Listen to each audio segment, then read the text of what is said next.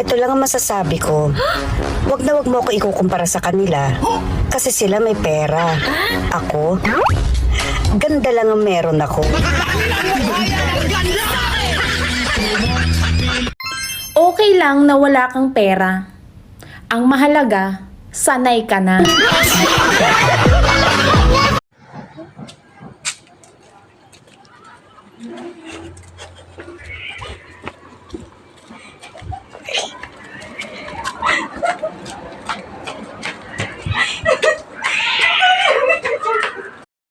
Ang baboy rin mo kao.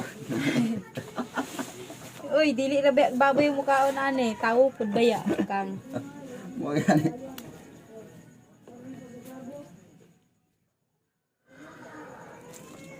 Kao naman ani. Dan kuma.